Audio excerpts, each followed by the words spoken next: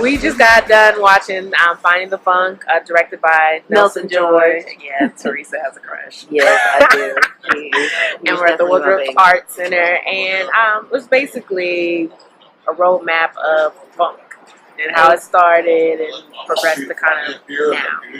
Exactly. I think it was really good because it did start from the true heartbeat of James Brown of funk. Then it transitioned to P-Funk with George Clinton, Bootsy Collins, and Sly and the Family Sly Stone. was he was the jam. Yeah, I mean, if I could, I need to post a picture. Exactly. He was on. He was blinged out with a jumpsuit on.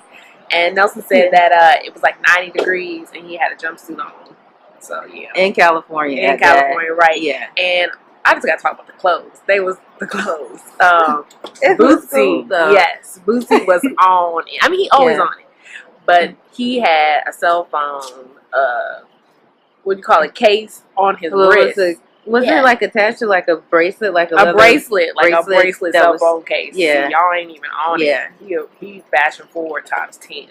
Okay. Did he say how long it took him to get ready? Like, no. Okay, yeah, but he did say that. Like the interview couldn't start until he had every single article on it. He had like 3 rings on each finger. Exactly. It was a little bit wild, but I mean, the documentary, I love how it transitioned and it flowed all together, and it really felt like he kept the concentration on the true medium of the art of funk and how it just progressed even in towards hip hop. You know, you got to be on that one, like James Brown said. Jamming on the one. Exactly. But it was really great. Thank you, BronzeLens Film, for your contribution, and I don't know if you guys can see this. It was a good time, and the people, everybody, the community was cool. Like, you know, just seeing all the people, creative people coming together to enjoy another person's creative form of and it's a good way to network too. Yeah, it was great. Teresa got a number. It's a great way to network too. It's a great way to network. Yeah, get a hookup. But it was good. Yeah, we had a good time. So exactly. Bye. How to find Sly, right? Right. Facebook. It turns out that his daughter, Novena Carmel, is a singer, and she's in a couple of bands, and so she travels around the country. Looks just like Sly, has pink hair, very much in the tradition of her father. She's a free thinker. I contacted her through Facebook. I started talking to her back and forth. Then I got a phone number. And I said, listen, I've done this for years. I'm very credible. I'm not trying to write a thing about, you know, Sly getting arrested. I want to see if I can talk to him about his music, because he hasn't talked about music in years.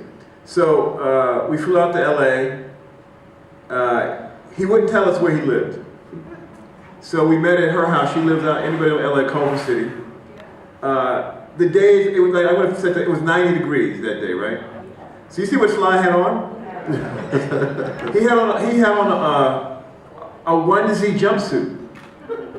And the whole time during the interview, he kept saying, I'm hot. Well, yeah, you're hot. You're wearing, it's 90 degrees, you're wearing a onesie jumpsuit, right?